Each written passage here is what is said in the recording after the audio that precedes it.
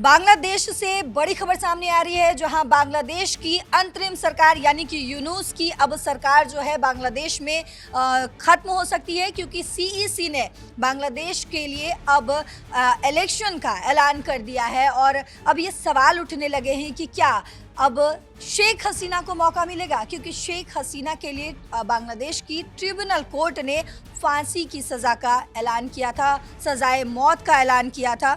लेकिन जिस यूनूस ने इस तरीके से तमाम चीज़ें करके अपनी सरकार कहीं ना कहीं बनाई, पाकिस्तान के साथ अपनी दोस्ती बढ़ाई।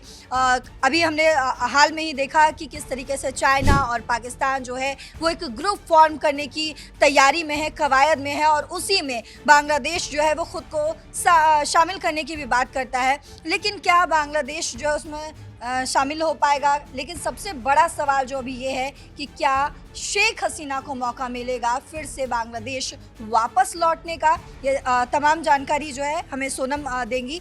क्या सोनम, जिस तरीके से बांग्लादेश में फिर से ये इलेक्शन का ऐलान हुआ है, क्या अब शेख हसीना को मौका मिल सकता है? बिल्कुल, तो यहाँ पर पल्लवी, दरअसल बड़ी खबर बांग्लादेश से आ रही है कि वहाँ पर जो है चुनाव की तारीखों का ऐलान हो गया, जिसके बाद ये कहा जा रहा है कि पाकिस्तान के जो हमदर्द हैं मोहम्मद यूनुस, जो जिन पर कट्टरपंथ का आरोप लगता हुआ आया है, क्या अब उनकी जो विदाई है उसका वक्त आ गया है? क्योंकि यहाँ पर जो है दरअसल लगातार शेख हसीना को लेकर भारत और बांग्लादेश के बीच भी तनाव देखने को मिला। उसी बीच भारत की तरफ से भी ये बयान सामने आया कि बांग्लादेश के जो चुनाव है वो निष्पक्ष तरीके से हों, यही भारत सरकार चाहती है और बांग्लादेश के लोगों की जो स्थिरता है, जो वहाँ की शांति है, उसके लिए प्रतिबद्ध है। हालांकि अब हम बात करें जो चुनाव की तारीखों का ऐलान हुआ है, तो यहाँ पर जो है बांग्लादेश में जो 13वां संसदीय चुनाव है वो अगले साल 12 फरवरी को होगा। और यहाँ मुख्य निर्वाचन आयुक्त सीसी ने कहा है कि मतदान 12 फरवरी 2026 को होगा। और सीसी नसरुद्दीन ने ये घोषणा करते हुए कहा कि बांग्लादेश पूरी दुनिया को ये दिखाने के लिए तैयार है कि वो स्वतंत्र और लोकतांत्रिक चुनाव करा सकता है। अगस्त 2024 में पल्लवी हमने देखा कि कैसे जब हिंसक विरोध प्रदर्शन हुए, उसके बाद प्रधानमंत्री शेख हसीना का तख्ता पलट हुआ और शेख हसीना भारत आ गई। उसके बाद ही लगातार बांग्लादेश की तरफ से ये दबाव बनाया जा रहा है कि शेख हसीना को वापस बांग्लादेश भेज दिया जाए, वापस सौंप दिया जाए। लेकिन भारत की अभी फिलहाल इस पर सीधे तौर पर तो शेख हसीना को लेकर टिप्पणी नहीं आई है। जयशंकर ने हालांकि ये ज़रूर कहा था कि वो यहाँ पर रह रही हैं और वो उनके ऊपर निर्भर करता है कि वो कब तक रहती हैं। हालांकि ये बिल्कुल साफ कर दिया गया था। यहाँ पर अब जो है शेख हसीना के तख्ता पलट के बाद बांग्लादेश में ये पहला चुनाव होगा। और हमने देखा जो पाकिस्तान के साथ जो नज़दीकी की बात करी, कई मोर्चों पर यहाँ पर पाकिस्तान के साथ बांग्लादेश की नज़दीकियां देखी गई। अब यहाँ पर हम हाल फिलहाल की बयान की बात करें तो विदेश मामलों के जो सलाहकार हैं मोहम्मद तौहीद हुसैन, उन्होंने भी यही कहा कि पाकिस्तान के साथ किसी ब्लॉक में जो है शामिल होने के लिए बांग्लादेश जो है संभव है कि बांग्लादेश शामिल हो सकता है और बांग्लादेश के लिए ये रणनीतिक रूप से संभव है। लेकिन नेपाल या भूटान के लिए भारत को छोड़कर पाकिस्तान के साथ एक ऐसा समूह या ऐसा ब्लॉक बनाना संभव नहीं है। और ये टिप्पणी आई थी इशाक डार की टिप्पणी पर, जब उन्होंने ये कहा था कि यहाँ पर जो है बांग्लादेश, चीन और पाकिस्तान मिलकर जो है एक त्रिपक्षीय ब्लॉक यहाँ पर उसकी शुरुआत हो चुकी है और इसका विस्तार किया जा सकता है। क्षेत्र के जो अन्य देश हैं वो भी इसमें शामिल हो सकते हैं। हालांकि अब यहाँ पर बांग्लादेश में जो है चुनावों की तारीख आई है और सीसी ने ये पुष्टि की है, यहाँ पर लोगों से खास अपील भी की है कि फेक न्यूज़ और अफवाहों से सावधान रहें। और इन चुनावों से पहले एक बड़ी चुनौती यहाँ पर फेक न्यूज़ को बताया गया है। और हमने पल्लवी ये भी खबर की थी कि बांग्लादेश ने दरअसल शेख हसीना ने जो भारत में रहकर इंटरव्यू दिए, मीडिया को जो भी बातें कही, यूनुस के खिलाफ जो भी उन्होंने सच बताया मीडिया के सामने, उस पर बांग्लादेश ने बैन लगा दिया था और किसी भी इंटरव्यू को प्रकाशित करने से मना कर दिया गया था।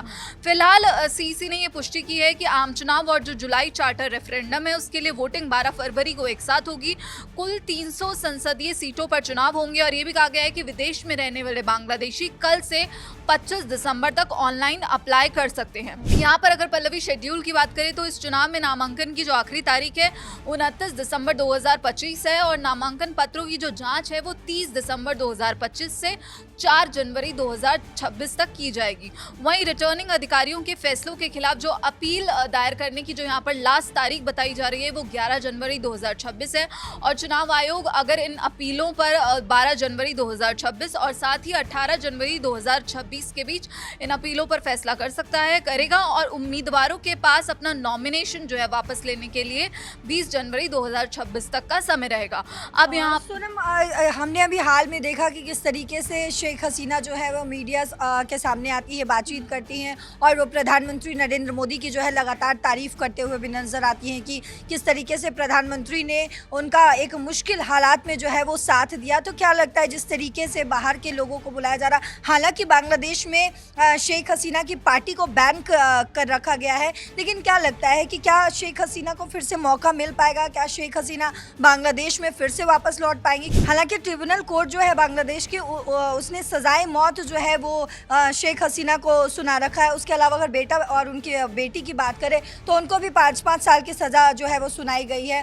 तो क्या लग रहा है इन परिस्थितियों में क्या शेख हसीना जो है वो फिर से बांग्लादेश वापस लौट पाएंगी? क्या वो इस चुनाव में हिस्सा ले पाएंगी? क्या वो बांग्लादेश को जो है फिर से एक बार फिर से अपने पाले में ला पाएंगी, लोगों वहाँ के लोगों को खुश कर पाएंगी? तो पल्लवी, यहाँ पर दरअसल बांग्लादेश की जो सबसे बड़ी पार्टी अवामी लीग है, अब यहाँ पर वो जो शेख हसीना की पार्टी है वो इसमें हिस्सा नहीं ले पाएगी, क्योंकि बांग्लादेश की सरकार की तरफ से पहले ही ये साफ कर दिया गया है कि वो यहाँ पर दोषी अपराधी हैं, तो उनकी पार्टी को यहाँ पर निलंबित किया गया। और यही फैसला अब यहाँ चुनाव की तारीखों के वक्त भी लिया गया कि जो उनकी पार्टी है अवामी लीग, वो यहाँ पर चुनाव नहीं लड़ पाएगी। और पार्टी के जो बड़े नेता हैं उनको भी जो है अंतरिम सरकार पहले ही गिरफ्तार कर चुकी है और अवामी लीग के चुनाव लड़ने और साथ ही राजनीतिक गतिविधियों पर फिलहाल रोक लगा दी गई है। और जो मुख्य चुनाव आयुक्त हैं उन्होंने ये भी कहा है कि जुलाई चार्टर को लेकर जो जनमत संग्रह है वो भी इसी दिन किया जाएगा। यानी कि जुलाई चार्टर की बात करें तो एक संवैधानिक और जो पॉलिटिकल राजनीतिक सुधार है उसका एक दस्तावेज है।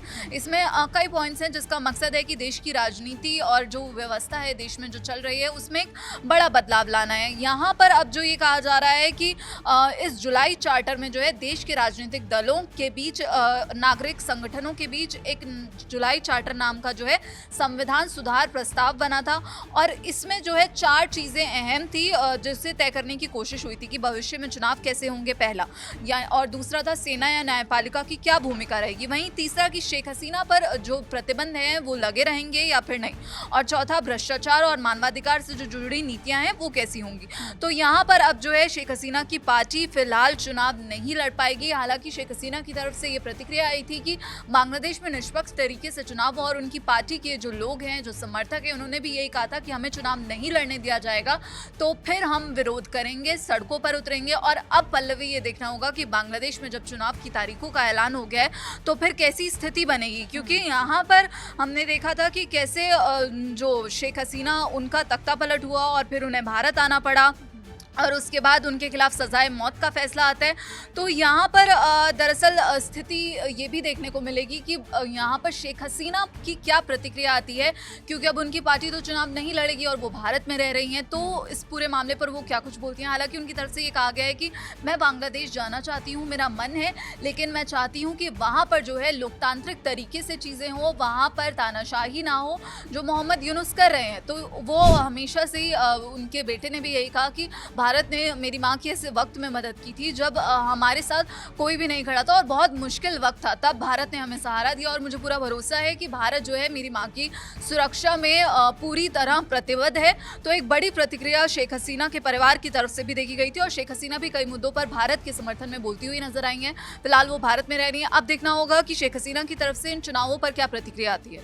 बिल्कुल, आपने समझा कि किस तरीके से जो 1971 में पाकिस्तान से अलग हुआ बांग्लादेश, क्या अब फिर से उसी माहौल में ढलता जो है वो जा रहा है, या फिर यूनुस की अब विदाई होगी और एक बार फिर से बांग्लादेश में शांति जो है वो स्थापित होगा, ये अभी देखना बाकी है। लेकिन इस पर किस तरीके से शेख हसीना जो है वो प्रतिक्रिया देती है वो भी अभी आने वाले समय में पता चलेगा। जो कुछ भी अपडेट आएगा हम आप तक पहुंचाते रहेंगे। आप देखते रहिए दैनिक जागरण। नमस्कार।